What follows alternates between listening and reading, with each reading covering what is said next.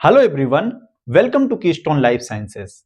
Previous lectures में हम लोग यूकैरियोटिक डीएनए के स्ट्रक्चर के बारे में बात कर रहे थे और वहां पे मैंने आपको बताया कि जैसे प्रोटीन में डिफरेंट डिफरेंट तरीके के स्ट्रक्चरल ऑर्गेनाइजेशंस होते हैं, उसी तरह से यूकैरियोटिक डीएनए के भी डिफरेंट टाइप्स के स्ट्रक्चरल ऑर्गेनाइजेशंस होते हैं, जिसमें प्राइमरी स्ट्रक्चर, सेकेंडरी स्ट्रक्चर और टर्सरी स्ट्रक्चर की हम लोगों ने बात की। ठीक है, वहां पे मैंने आपको बताया कि लॉन्ग लीनियर यूकैरियोटिक डीएनए का क्रोमोसोम के फॉर्म में पैक हो जाना हम लोग टर्सरी स्ट्रक्चर बोलते हैं।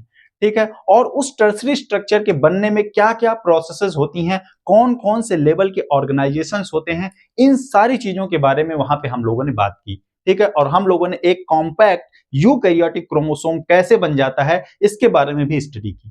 ठीक है, तो कुल मिला के क्रोमोसोम के बारे में जो भी हमारा बेसिक कॉन्सेप्ट है वो उन लेक्चर से बिल्ड हो चुका है। ठीक है, तो आज के इस लेक्चर से हम लोग सेल डिवीजन के बारे में स्टडी स्टार्ट करने वाले हैं। ठीक है, बहुत इंपॉर्टेंट टॉपिक है, एक एक शब्द बहुत ध्यान से सुनिएगा। बेसिक से स्टार्ट करेंगे हम लोग और कॉम्प्लेक्सिटी की तरफ जाएंगे। ठीक है, जैसे हम लोग हर लेक्चर में करते हैं, मैं सबसे पहले आपको कुछ बेसिक कॉन्सेप्ट्स बताता हूं और फिर उसके बाद में धीरे धीरे करके आपको कॉम्प्लेक्स चीजों की तरफ लेकर के जाता हूं। बिल्कुल उसी तरह से इस लेक्चर को स्टार्ट करेंगे। बहुत इंपॉर्टेंट लेक्चर्स होने वाले हैं, आगे आने वाले जो 4-5 लेक्चर्स हैं बहुत इंपॉर्टेंट होने वाले हैं। बहुत ध्यान से एक एक शब्द आप सुनिएगा। ठीक है, यहाँ पे जो मैं लिखूंगा वो तो इंपॉर्टेंट है ही, इसके अलावा मैं बहुत सी बातें ऐसी भी बोल जाऊंगा लेक्चर के बीच में जो कि बहुत इंपॉर्टेंट होंगे और वहां से सीधे आपसे 2 नंबर के सवाल पूछे जा सकते हैं। ठीक है, तो इस लेक्चर को स्टार्ट करते हैं कुछ बेसिक कॉन्सेप्ट के साथ। ठीक है, तो बात करेंगे सेल डिवीजन की। सेल डिवीजन की, ठीक है, बात करेंगे सेल डिवीजन की। ठीक, तो सेल डिवीजन की अगर हम लोग बात करें तो शुरू करने से पहले कुछ कहानी मैं आपको सुनाता हूं। ठीक है, हर एक लिविंग ऑर्गेनिज्म, जितने भी लिविंग ऑर्गेनिज्म आपको देखते हैं, उन सब की लाइफ की स्टार्टिंग जो होती है वो एक सिंगल सेल से होती है। ठीक है, फिर से सुनिएगा, ध्यान से सुनिएगा। हर एक लिविंग ऑर्गेनिज्म अपनी लाइफ की शुरुआत एक सिंगल सेल से करता है। ठीक है, बहुत डिटेल में इसके बारे में चर्चा करूंगा डेवलपमेंटल बायोलॉजी में, जब मैं आपको फर्टिलाइजेशन पढ़ाऊंगा तो। लेकिन फिर भी यहां पे मैं आपको एक बेसिक कॉन्सेप्ट के लिए मैं आपको बताता हूं। मैंने आपसे कहा कि each living organism, each living organism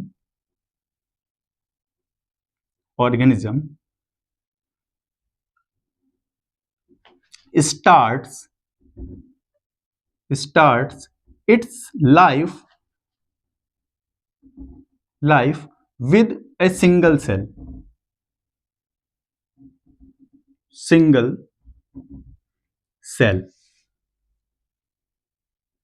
ठीक है, बहुत ही इंपॉर्टेंट बात है। और वो सिंगल सेल क्या होगी? वो सिंगल सेल होती है फर्टिलाइज्ड एम्ब्रियो। वो सिंगल सेल होती है फर्टिलाइज्ड एम्ब्रियो। फर्टिलाइज्ड एम्ब्रियो या फिर जिसको हम लोग जाइगोट भी बोलते हैं। ठीक है, फर्टिलाइजेशन के बाद जो एम्ब्रियो बनता है वो क्या होती है? एक सिंगल सेल होती है। ठीक है, वो क्या होती है? एक सिंगल सेल होती है। और यही सेल्स बार बार डिवाइड करके एक मल्टी सेलुलर ऑर्गेनाइजेशन बना और मल्टी सेलुलर ऑर्गेनिज्म बना देती है। ठीक है, ये सिंगल सेल क्या करेगी? डिवाइड होगी, 2 बनाएगी, फिर इस तरह से ये दोनों डिवाइड होंगी। ठीक है, ये दोनों डिवाइड होंगी, फिर ये भी डिवाइड होंगी। ठीक है, फिर ये दोनों, फिर ये 2 में डिवाइड हो जाएगी, फिर ये 2 में, इसी तरह से ढेर सारी सेल बना के एक सेल मास बनाती हैं। वो सेल मास से टिश्यू बनता है, उन टिश्यू से ऑर्गन बनते हैं और ऑर्गन से ऑर्गेनिज्म बनता है। ठीक है, ये मल्टी सेलुलर ऑर्गेनिज्म के बॉडी का ऑर्गेनाइजेशन होता है। ठीक है, तो शुरुआत कहां से हुई? शुरुआत एक सिंगल सेल से हुई और ये सेल बार बार डिवाइड करके पहले अपने जैसी सेल बनाएगा, फिर उन सेल से डिफरेंट टाइप की सेल्स बनेंगी। ठीक है, बहुत डिटेल में इन सारी चीजों के बारे में हम लोग आगे चल के बात करेंगे, लेकिन यहाँ पे मैं आपको सेल डिवीजन बता रहा हूँ, सेल डिवीजन का रोल यहाँ पे आपको समझा रहा हूँ कि सेल डिवीजन का रोल क्या होता है मल्टी सेलुलर ऑर्गेनिज्म के बनने में। तो वो रोल ये होता है कि हर एक लिविंग ऑर्गेनिज्म अपनी लाइफ की शुरुआत एक सिंगल सेल से करता है। ठीक है, और वही सिंगल सेल से फिर पूरा मल्टी सेलुलर ऑर्गेनिज्म बन जाता है। ठीक है, तो अकॉर्डिंग टू सेल थियरी अगर हम लोग बात करें, अकॉर्डिंग टू सेल थियरी, यहां पे इंपॉर्टेंट चीज, सेल थियरी आपने पढ़ा होगा। According to cell theory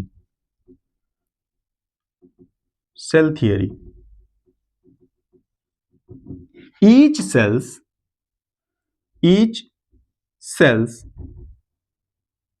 originates from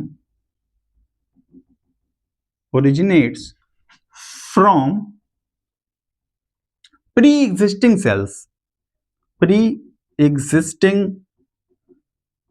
cells। ठीक है, आपको अगर कोई नई सेल बनी हुई दिखेगी, कभी कहीं कोई नई सेल बनती है तो पहले से मौजूद किसी सेल से बनती है। जैसे एक एनिमल से दूसरा एनिमल बनता है, एक प्लांट से दूसरा प्लांट बनता है, उसी तरह से एक सेल से दूसरी सेल्स बनती हैं। मतलब अगर कोई नई सेल बन करके आ रही है तो प्री एग्जिस्टिंग सेल से आ रही होगी। And the process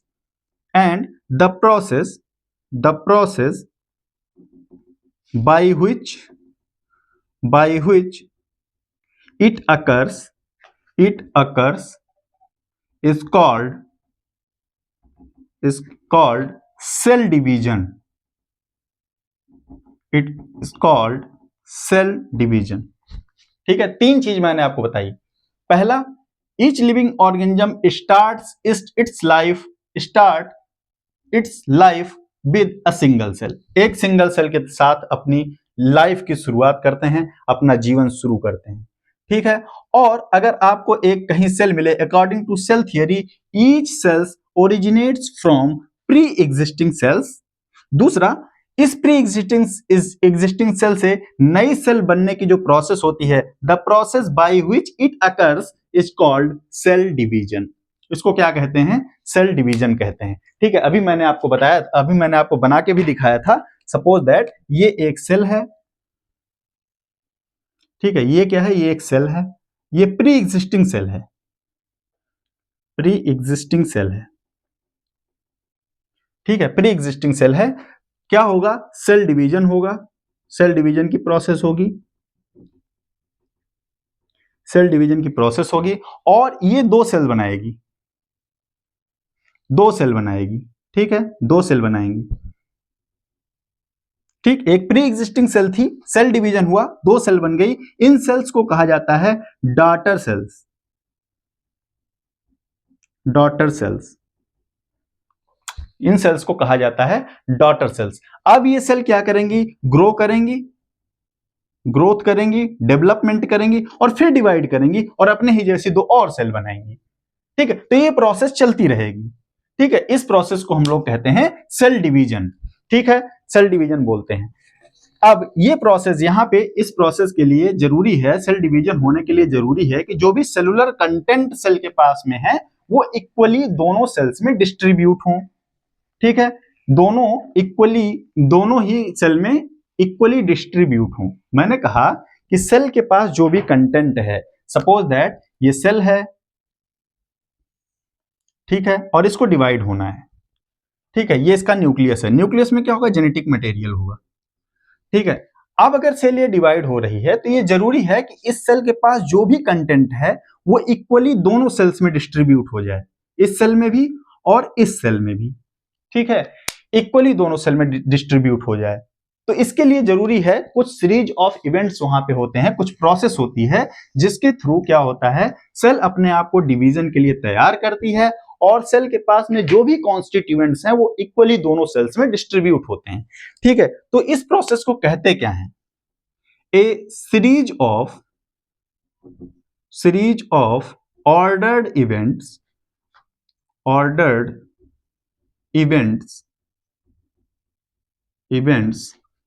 by which a cell duplicates its DNA and divide into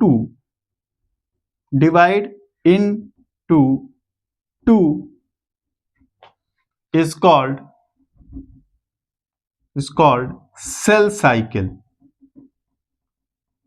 ठीक है, उस सीरीज ऑफ इवेंट को क्या कहते हैं? सेल साइकिल, जिसके थ्रू सेल अपने आप को डिवीजन के लिए तैयार करती है और फिर डिवाइड हो जाती है। इस पूरी प्रोसेस को कहते हैं सेल साइकिल। ठीक है, the cell cycle of most of the cell cycle of the most of the cells consist of four coordinated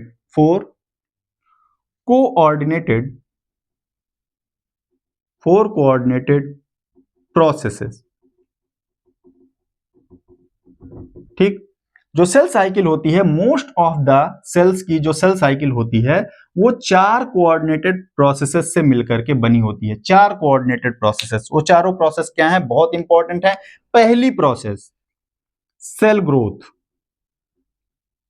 cell growth division में जाने से पहले, जब कोई सेल डिवीजन के लिए जा रही है तो सबसे पहले ये चेक किया जाता है कि वो सेल प्रॉपरली ग्रो हुई है या नहीं।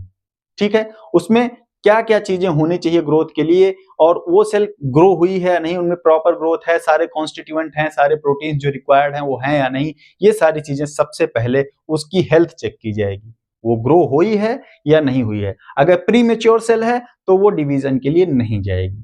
ठीक है, इसके बारे में भी हम लोग डेवलपमेंटल बायोलॉजी में डिटेल में बात करेंगे कि किस तरह से सेल डिवीजन साइकिल में प्रवेश करती है। ठीक है, तो सबसे पहली बात है सेल ग्रोथ, सेल का ग्रो होना जरूरी है। दूसरा डीएनए रेप्लिकेशन,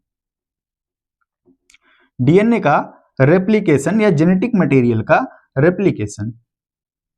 ठीक है, डीएनए का रेप्लिकेशन, क्योंकि अगर दो सेल बन रही है तो ये जरूरी है कि दोनों ही सेल्स में जो डीएनए है, पेरेंट सेल में जो डीएनए है वो दोनों डॉटर सेल में इक्वली जाए, इसलिए डीएनए का प्रॉपरली रेप्लिकेट होना जरूरी होता है। ठीक है, तीसरी चीज डिस्ट्रीब्यूशन ऑफ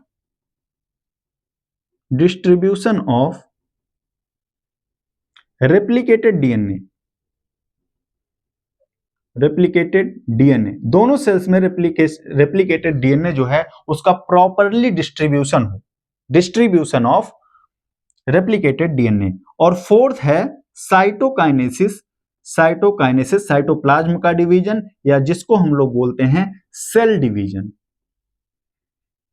तब आएगा सेल डिवीजन। ठीक है, तो ये चार कोऑर्डिनेटेड प्रोसेस हैं। डिस्ट्रीब्यूशन ऑफ रेप्लिकेटेड डीएनए को कैरियोकाइनेसिस भी बोलते हैं। न्यूक्लियस का डिवीजन। ठीक है, तो ये चार प्रोसेस हैं जो इंपॉर्टेंट हैं किसी भी सेल को डिवाइड करने के लिए कि ये कोऑर्डिनेटेड मैनर में होती रहे। ठीक है, अब जब हम लोग सेल साइकिल में आगे बढ़ेंगे तो इन चारों प्रोसेसेस के बारे में देखेंगे। ठीक है, किस फेज में ये कौन सी प्रोसेस होती है और कैसे ये कोऑर्डिनेटेड मैनर में चलती हैं। ठीक है, इनके बारे में हम लोग आगे आने वाले लेक्चर्स में बात करेंगे और डिटेल में बात करेंगे। लेकिन जब हम इनके बारे में बात कर रहे हों तो हमारे दिमाग में तीन क्वेश्चंस होने चाहिए। ठीक है, और वो तीन क्वेश्चंस को एड्रेस करते हुए अगर हम लोग सेल साइकिल को पढ़ेंगे तो हमारे समझ में बहुत आसान तरीके से ये सारी चीजें आ जाएंगी।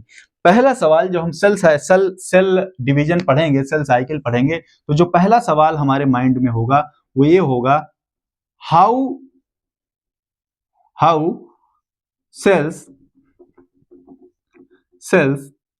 duplicates its contents including genetic material।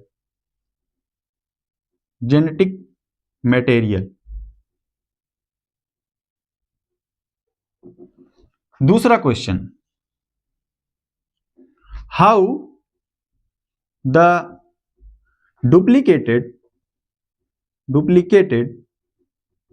genetic material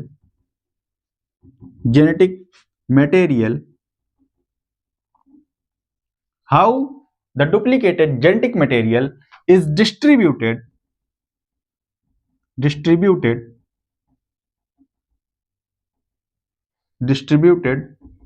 equally to both daughter cells।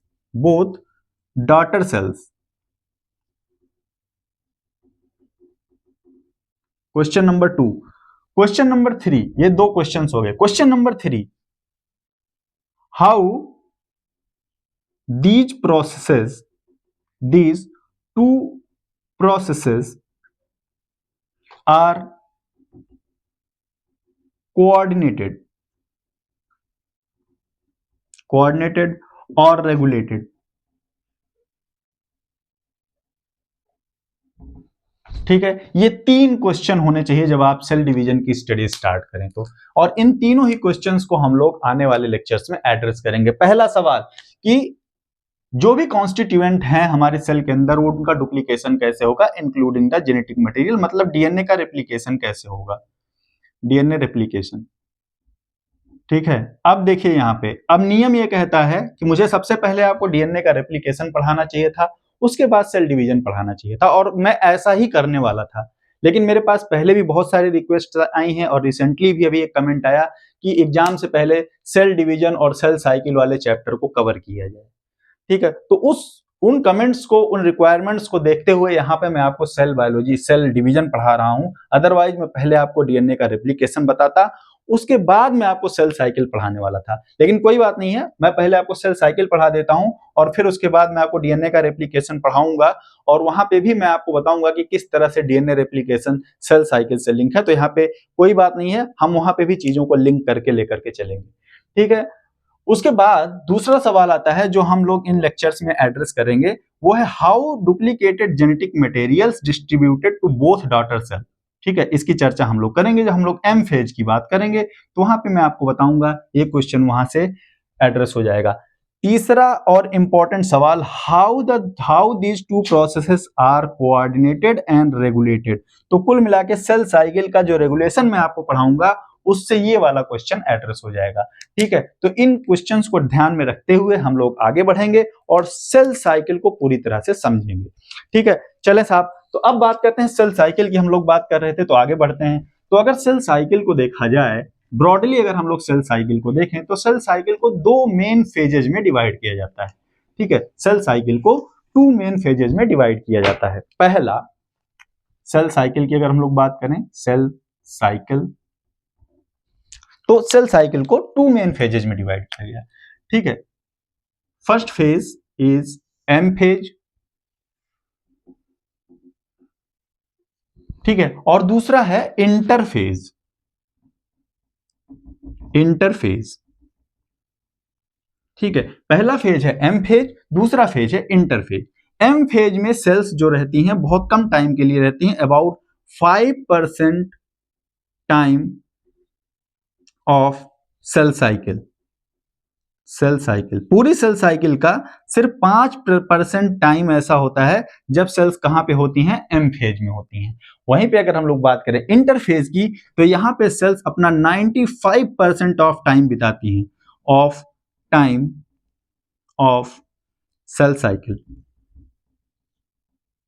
ठीक है, यहां पे 95% टाइम अपना व्यतीत करती हैं, इसमें इंटरफेज में, क्योंकि ये इंपॉर्टेंट फेज है। ठीक है, इसके बारे में हम लोग ज्यादा डिटेल में बात करेंगे इन कंपैरिजन टू दिस, क्योंकि ये अगर आप समझ गए तो ये समझने में ज्यादा टाइम नहीं लगेगा। ये सबसे इंपॉर्टेंट है और ज्यादातर सवाल भी आप एग्जाम में यहां से पूछे जाएंगे। ठीक है, तो हम लोग इंटरफेज की बात बहुत डिटेल में करने वाले हैं। ठीक है, तो बात करते हैं इंटरफेज की। पहले बेसिक कॉन्सेप्ट मैं आपको बताऊंगा, इसके अलावा आने वाले लेक्चर्स में हम लोग इंटरफेज की बहुत डिटेल में बात करने वाले हैं, लेकिन आज बेसिक कॉन्सेप्ट हम लोग बिल्ड करते हैं इंटरफेज के बारे में। बात करेंगे इंटरफेज की, इंटरफेज की। ठीक है, थोड़ा सा बेसिक कॉन्सेप्ट मैं आपको देता हूं इंटरफेज के बारे में। सबसे पहली बात, इसको रेस्टिंग फेज भी बोलते हैं, रेस्टिंग फेज भी बोलते हैं। ठीक है, इंटरमीडिएट में आप लोगों ने पढ़ा होगा। और second thing, this is very active, very active phase. ये बहुत ही एक्टिव फेज होता है। ठीक है, उसके बाद बात करते हैं थोड़ा सा एट मॉलिक्यूलर लेवल पे। अगर हम लोग देखें, ये तो जनरल सी बात हुई, अगर मॉलिक्यूलर लेवल पे देखें तो the cells are metabolically active, metabolically active, और the cell growth and replication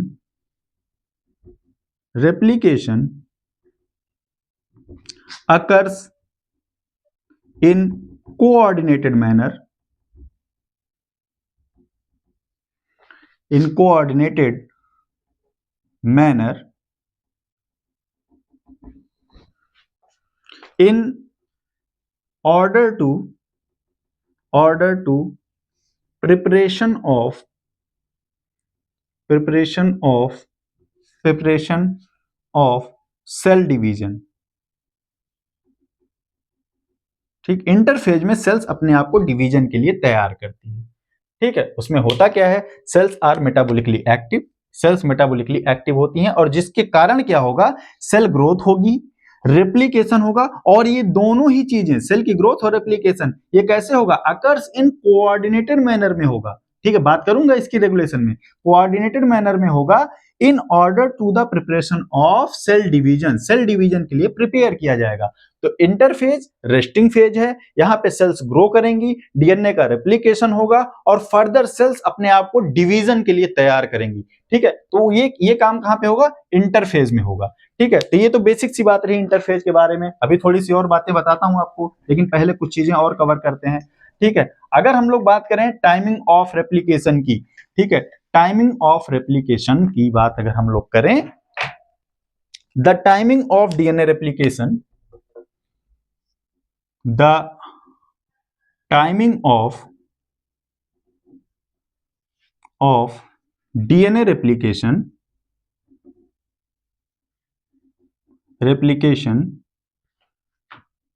divides the cell cycle into four discrete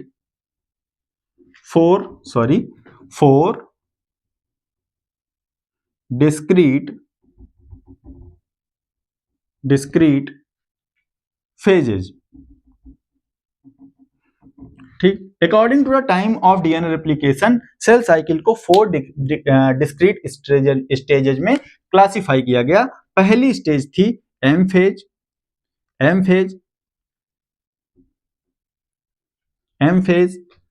फिर इस एम फेज के बाद आता है G1 फेज, फिर उसके बाद आता है एस फेज, फिर आता है G2 फेज, और G2 फेज के बाद फिर से सेल्स चली जाती हैं एम फेज में।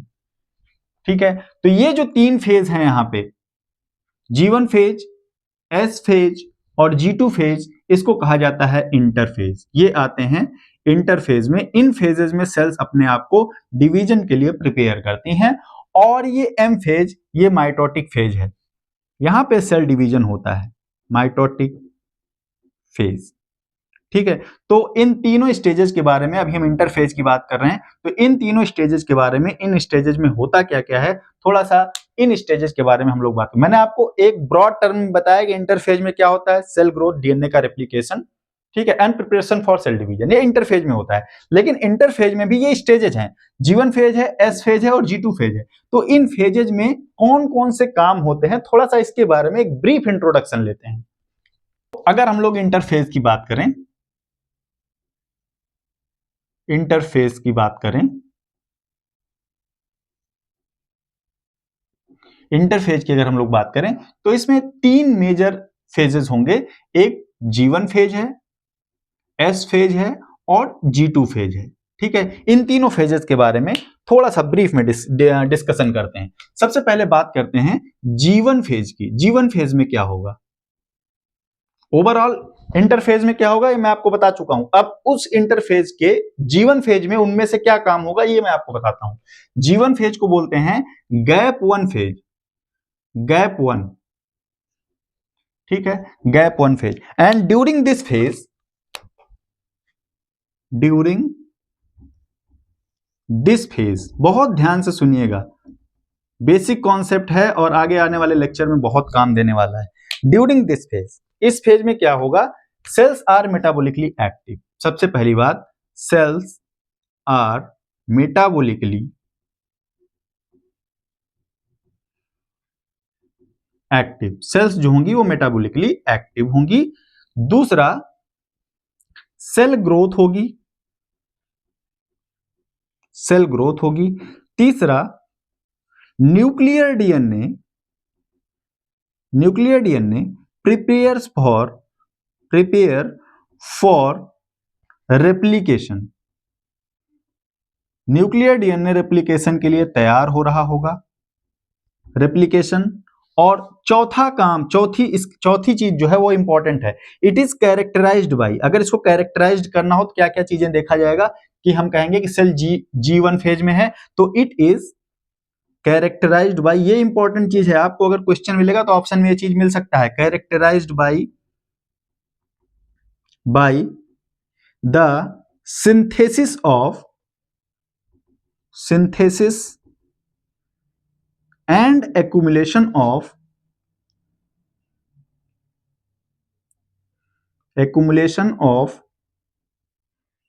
RNA and proteins। बहुत जरूरी चीज है ये, बहुत ध्यान से सुनिएगा। पूरी सेल साइकिल आपकी यहां से पूरा बेस मैं आपको बना रहा हूं, न्यू खड़ी कर रहा हूं मैं सेल बायोलॉजी की, सेल डिवीजन की। ठीक है, मेटाबॉलिकली एक्टिव हैं, सेल ग्रोथ हो रही है कहां पे, G1 फेज में। इसके अलावा न्यूक्लियर ही लिखा मैंने, nuclear DNA prepare for replication, अपने आप को रेप्लिकेशन के लिए प्रिपेयर कर रहा होगा। और तीसरा, इट इज कैरेक्टराइज्ड बाई, अगर कैरेक्टरिस्टिक फीचर देखना हो G1 फेज को कैरेक्टराइज करना हो तो क्या देखा जाएगा, तो वहां पे क्या देखा जाएगा, वहां पे देखा जाएगा सिंथेसिस हो रही होगी और एक्युमुलेशन हो रहा होगा। किन चीजों का, आरएनए और प्रोटीन्स का। अब ये कौन से आरएनए और प्रोटीन होंगी, इस फेज में जो भी आरएनए और प्रोटीन सिंथेसाइज हो रही होंगी मोस्टली वो किस चीज के लिए होंगी, डीएनए रेप्लिकेशन के लिए होंगी। मोस्टली वो कौन से आरएनए और प्रोटीन होंगे, वो डीएनए रेप्लिकेशन के लिए रिक्वायर्ड आरएनए और प्रोटीन होंगे। आपको पता होना चाहिए कि डीएनए के रेप्लिकेशन के लिए बहुत सारे एंजाइम्स की जरूरत होती है, जिसमें हेलिकेज है, टोपोआइसोमरेज है, डीएनए पॉलीमरेज है। ठीक है, ये सारे एंजाइम्स हैं। वो सारे एंजाइम्स क्या है, एंजाइम्स बेसिकली प्रोटीन्स होते हैं। ठीक है, उन सारे एंजाइम्स की यानी उन प्रोटीन्स की सिंथेसिस हो रही होगी यहाँ पे, जो कि डीएनए के रेप्लिकेशन के लिए जरूरी है। उन सारी प्रोटीन्स की सिंथेसिस कहां पे होगी, G1 फेज में होगी। और सेल अपने आप को डीएनए रेप्लिकेशन के लिए प्रिपेयर कर रही होगी। मतलब रेप्लिकेशन मशीनरी में रिक्वायर्ड जो जो प्रोटीन्स हैं और आरएनए हैं, उन सब की सिंथेसिस कहां पे होगी, G1 फेज में होगी। ठीक है, चलते हैं, बढ़ते हैं अगली फेज की तरफ, एस फेज की तरफ।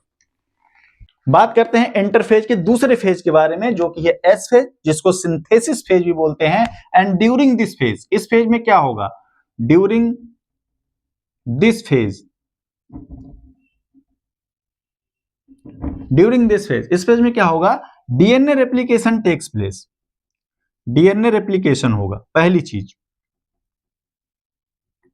ठीक है, डीएनए रेप्लिकेशन होगा। दूसरी बात यह है कि एस फेज में कुछ प्रोटीन्स का भी सिंथेसिस होती है। कुछ प्रोटीन्स की भी सिंथेसिस कहां पे होती है, एस फेज में होती है। और वो प्रोटीन मोस्टली हिस्टोन प्रोटीन्स होती हैं। ठीक है, histone proteins, synthesis of histone proteins, synthesis of histone proteins, नई हिस्टोन प्रोटीन्स की सिंथेसिस होगी। अब इस बात को थोड़ा सा समझिएगा आप लोग। ठीक है, सेल के न्यूक्लियस में डीएनए है और उस डीएनए का रेप्लिकेशन होगा, मतलब डीएनए की नई कॉपीज बनेंगी। ठीक है, डीएनए की नई कॉपीज बनेंगी तो उनसे एसोसिएट होने के लिए हिस्टोन की भी जरूरत पड़ेगी, तभी तो डीएनए क्रोमैटिन में और फिर फर्दर क्रोमोसोम में कन्वर्ट होगा, तभी तो न्यूक्लियोसोम बनेगा और यूकैरियोटिक डीएनए का क्रोमोसोम के फॉर्म में ऑर्गेनाइजेशन होगा। मैंने आपको लास्ट लेक्चर में बताया। ठीक है, तो रेप्लिकेशन के बाद जो नए डीएनए सिंथेसाइज होंगे उनसे एसोसिएट होने के लिए नई हिस्टोन की भी जरूरत पड़ेगी ना। तो होता क्या है, एस फेज में जैसे जैसे डीएनए का रेप्लिकेशन हो रहा होता है, ये न्यूक्लियस में हो रहा होगा। ठीक है, ये न्यूक्लियस में हो रहा होगा, तो साइटोप्लाज्म में क्या हो रहा होगा, हिस्टोन प्रोटीन की सिंथेसिस हो रही होगी।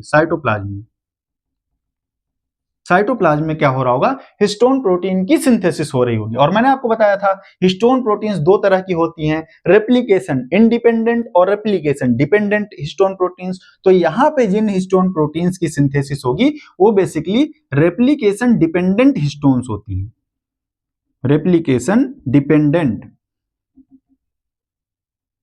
डिपेंडेंट हिस्टोन्स हैं ये। और इनमें कौन कौन सी आती हैं, हिस्टोन H1 है, H2A है, H2B है, H3 है और H4 है। ठीक है, ये हिस्टोन्स यहाँ पे सिंथेसाइज हो रही होंगी। होगा क्या फिर उसके बाद क्या होगा, newly synthesised histones, newly synthesized histones enters into the nucleus, तुरंत ये न्यूक्लियस में जाएंगी क्योंकि नया डीएनए जैसे बन रहा है तुरंत इनका एसोसिएशन स्टार्ट होगा, and enters to nucleus and associate with newly synthesized DNA, newly synthesized DNA, ठीक है, और तुरंत न्यूक्लियोसोम का फॉर्मेशन स्टार्ट हो जाएगा। न्यूक्लियोसोम से फिर क्या बनेगा, सोलेनॉइड, सोलेनॉइड से क्या बनेगा, रेडियल लूप, रेडियल लूप से क्या बनेगा, क्रोमोसोम। ठीक है, ये पूरी प्रोसेस एस फेज में स्टार्ट हो जाएगी। तो at the end of S phase, अब at the end of S phase, at the end of S phase, cells have two complements of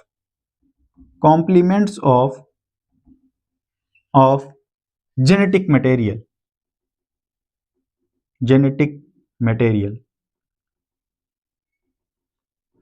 ठीक है, और इसके अलावा डिवीजन ऑफ सेंट्रियोल, यहां पे और क्या होगा, डिवीजन ऑफ, बताऊंगा सेंट्रियोल्स क्या होते हैं आगे चल के, इनके बारे में बताऊंगा मैं आपको, division of centrioles.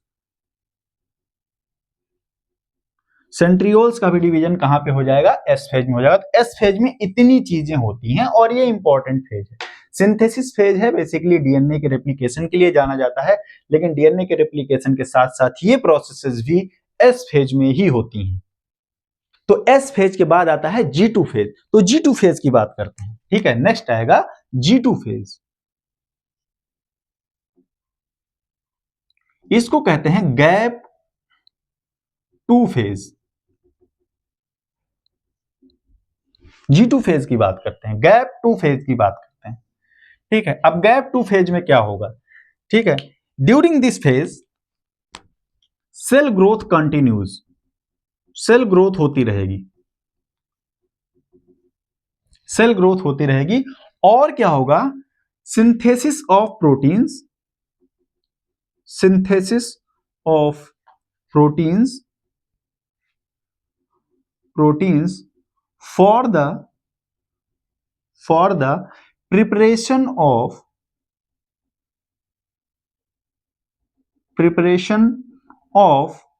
Cell division.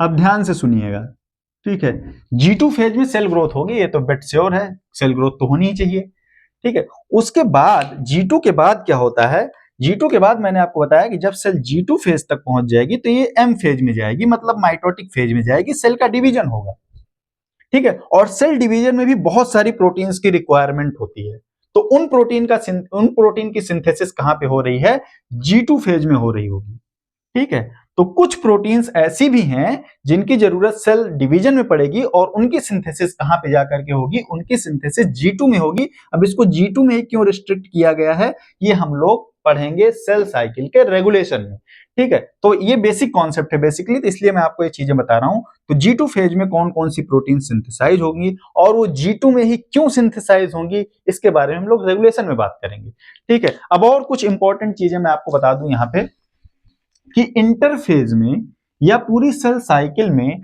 ये जितने भी फेजेस हैं ये कितने समय के लिए होते हैं, ये थोड़ा सा मैं आपको ब्रीफिंग करता हूं इसकी, ठीक है, टाइमिंग की बात करता हूं। मैंने आपको बताया कि ये फेजेज होते हैं सेल साइकिल में, ठीक है, इंटरफेज होता है और एम फेज होता है। तो इंटरफेज में G1 फेज होता है, S फेज होता है, G2 फेज होता है, और पूरी सेल साइकिल को अगर हम लोग जोड़ें तो एम फेज भी होता है। तो ये 4 डिस्क्रीट फेजेज होते हैं। सेल कितने समय के लिए किस फेज में रहेगी ये डिपेंड करता है कि वो कौन सी सेल है, उसके डिवीजन का रेट क्या है और वो किस ऑर्गेनिज्म में प्रेजेंट है। तो टाइमिंग जो है इन फेजेस की वो वेरी कर सकती है, ठीक है, वो वेरी कर सकती है। ठीक है। लेकिन अगर हम लोग फॉर एग्जांपल एक rapidly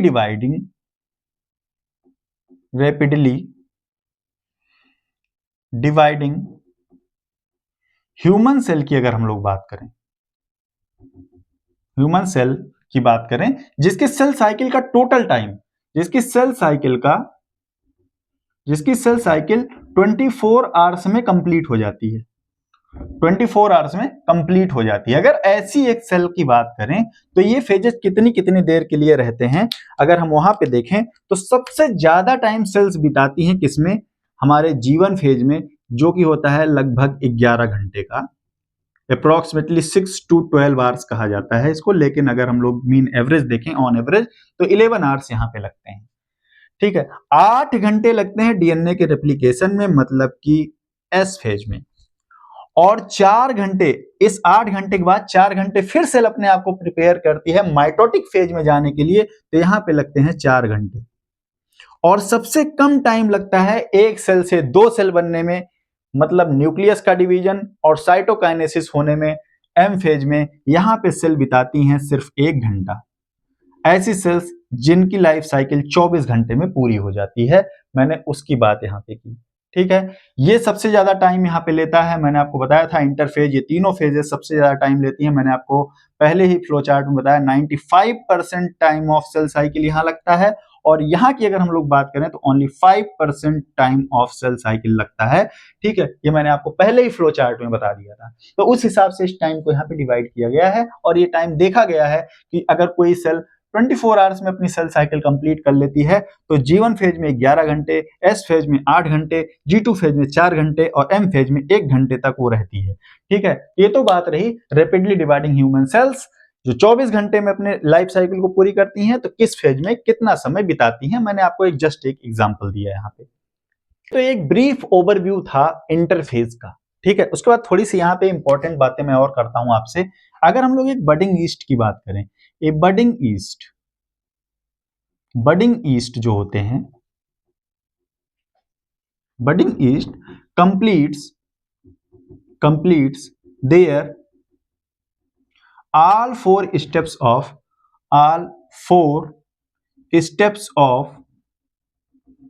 cell cycle in 90 minutes. ठीक है, 90 मिनट में पूरी cell cycle complete budding yeast में। वहीं पे अगर हम लोग एम्ब्रियोनिक सेल्स की बात करें, अर्ली एम्ब्रियोनिक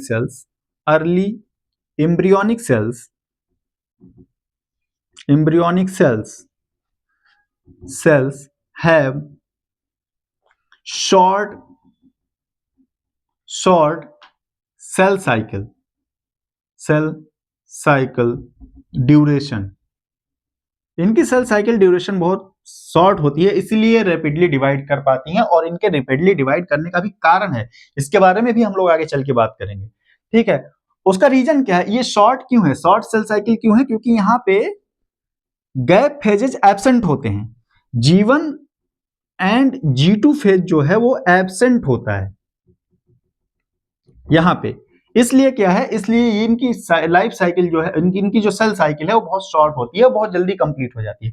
तो होता क्या है, एस फेज आता है, एम फेज आता है, फिर एस फेज आता है, फिर एम फेज आता है। ठीक है, तो इस तरह से क्या होता है, जो डीएनए की सिंथेसिस हुई और सेल्स रैपिडली डिवाइड हो गई, फिर डीएनए की सिंथेसिस हुई, सेल रैपिडली डिवाइड हो गई। ठीक है, यहाँ पे ग्रोथ फेज की कोई जरूरत नहीं होती है, यहाँ पे सेल्स बस अपने जीनोम को रेप्लिकेट करती हैं और डिवाइड करती रहती हैं। तो ये इंपॉर्टेंट चीज है। ठीक है, उसके बाद कुछ सेल्स ऐसी भी होती हैं जो G0 फेज में एंटर कर जाती हैं। ठीक है, थोड़ी सी उनकी बात भी कर लेते हैं यहाँ पे। कुछ सेल्स ऐसी भी हैं जो G0 फेज में एंटर कर जाती हैं और डिवाइड नहीं करती हैं। Some cells enters in G0 phase and not divide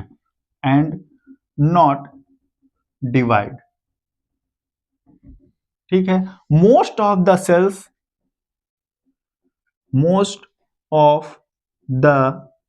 cells in our body in remains in G0 stage, G0 state या G0 फेज। ठीक है, अब सेल्स दो तरीके से G0 फेज में जा सकती हैं। Cells can enter in G0 phase reversibly और इरिवर्सिबली। इसकी बात करेंगे थोड़ा सा। सेल्स अगर G0 फेज में एंटर कर रही हैं तो वो रिवर्सिबली एंटर कर सकती हैं और इरिवर्सिबली भी एंटर कर सकती हैं। ठीक है, तो आपको बताया कि कोई सेल अगर G0 फेज में एंटर कर रही है, सेल अगर G0 फेज में जा रही है तो वो दो तरीके से जा सकती है। ठीक है, दो फॉर्म में जा सकती है। एक तो रिवर्सिबल हो सकता है, मतलब सेल G0 फेज में गई हैं लेकिन वापस उनको जीवन में लाया जा सकता है। ठीक है, तो उसको हम कहेंगे रिवर्सिबल। और इस तरह की जो सेल्स होती हैं उनको कहा जाता है कि ये जो सेल्स हैं वो क्वेसेंट फेज में चली गई हैं। क्वेसेंट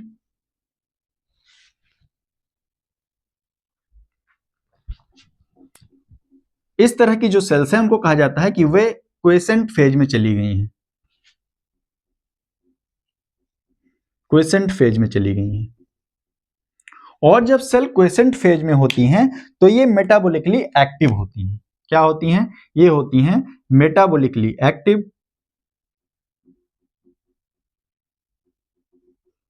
एक्टिव तो होती हैं बट ये डिवाइड नहीं करती हैं। ये मेटाबॉलिकली एक्टिव होती हैं but not divide, but not proliferate.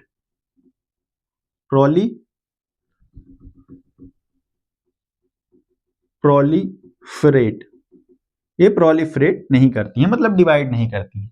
ठीक है, अब इनको वापस डिवीजन साइकिल में लाया जा सकता है। They can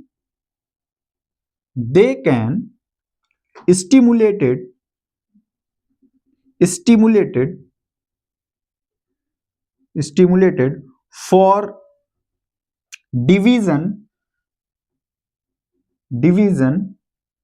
as the requirement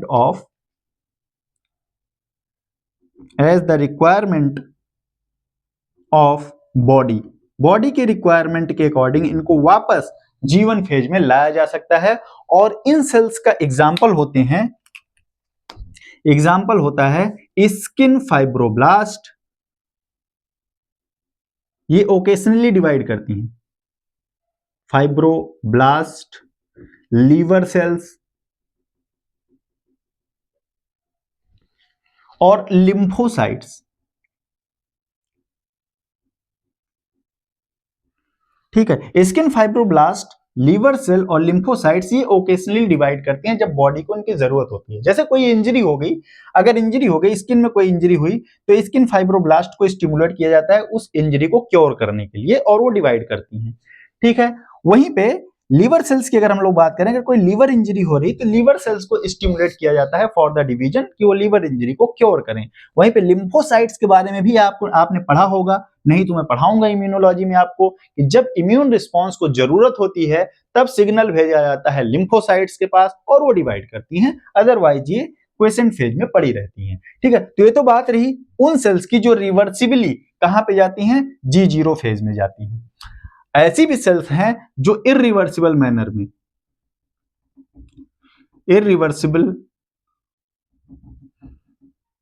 में G0 फेज में चली जाती हैं। ऐसी सेल्स जो होती हैं ये दो तरीके की हो सकती हैं। ऐसी सेल्स दो तरीके की हो सकती हैं। एक को हम लोग कहते हैं सेनिसेंट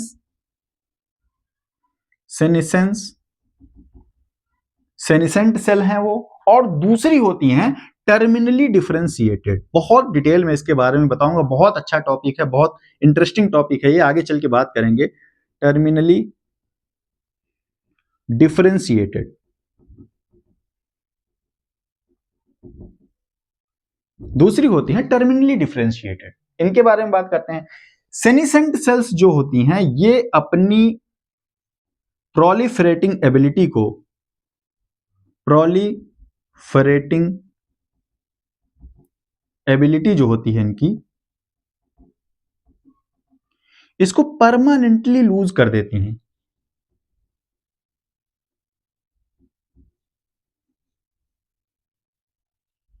परमानेंटली लूज कर देती हैं। और बेसिकली ये डिसफंक्शनल सेल्स होती हैं, इनका कोई फंक्शन नहीं होता बॉडी में, डिसफंक्शनल सेल्स होती हैं।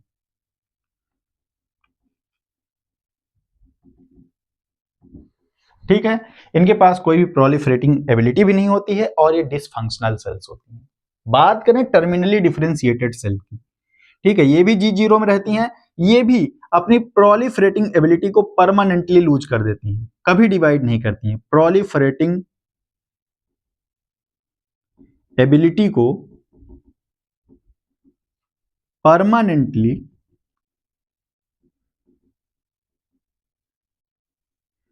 लूज कर देती हैं। ठीक है, और ये मेटाबॉलिकली एक्टिव होती हैं।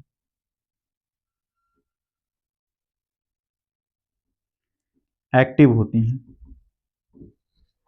ठीक है, लेकिन इनके पास कुछ स्पेशलाइज्ड फंक्शन होते हैं। इनके फंक्शंस क्या होते हैं? ये स्पेशलाइज्ड फंक्शन होते हैं। स्पेशलाइज्ड फंक्शन इनके मतलब ये फंक्शनल सेल्स होती हैं, ठीक है, स्पेशलाइज्ड फंक्शन होते हैं। ठीक है, इनको टर्मिनली डिफरेंशिएटेड क्यों कहा जा रहा है? यहाँ पे क्वेश्चन है। इनको टर्मिनली डिफरेंशिएटेड इसलिए कहा जा रहा है क्योंकि ये सेल अपनी लाइफ के दौरान इतनी बार डिवाइड हो जाती हैं, इतनी बार डिवाइड हो जाती हैं कि ये अपनी जो पोटेंशियल है, प्रोलिफरेटिंग पोटेंशियल इनकी जो है उसको तो लॉस कर देती हैं, लेकिन डिवाइड होते होते ये अपने स्पेशलाइज्ड फंक्शन को क्या करती हैं? गेन कर लेती हैं।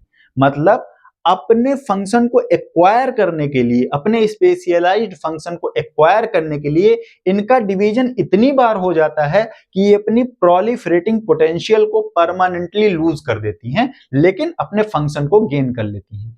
ठीक है, तो इस तरह की जो सेल्स होती हैं हमारी बॉडी में पाई जाती हैं, जो कभी डिवाइड नहीं करती बट फंक्शनल और इंपॉर्टेंट सेल्स होती हैं। उनमें आती है नर्व सेल्स, ये परमानेंटली G0 फेज में होती हैं, और स्केलेटल मसल सेल्स, ये भी मेटाबॉलिकली एक्टिव सेल्स हैं, बहुत इंपॉर्टेंट सेल्स होती हैं ये। ठीक है, स्केलेटल मसल सेल्स। ठीक है, तो ये तो बात रही G0 फेज की। G0 फेज में कौन कौन सी सेल्स जाएंगी और उनका क्या फेट होगा, इसके बारे में मैंने थोड़ा सा डिस्कशन किया आपसे। तो आज के इस लेक्चर में हम लोगों ने सेल डिवीजन साइकिल की स्टडी के लिए जो भी बेसिक कॉन्सेप्ट्स हैं उनमें से कुछ बेसिक कॉन्सेप्ट्स को बिल्ड किया। ठीक है, इस लेक्चर को हम लोग यहीं पे फिनिश करेंगे। नेक्स्ट लेक्चर में जब हम लोग मिलेंगे तो हम लोग एक ओवरव्यू लेंगे पूरी सेल साइकिल का। ठीक है, और उसके बाद फिर रेगुलेशन ऑफ सेल साइकिल में स्टार्ट करूंगा। ठीक है, तो इस लेक्चर को हम लोग यहीं पे फिनिश करते हैं। मिलते हैं नेक्स्ट लेक्चर में। Thank you for watching.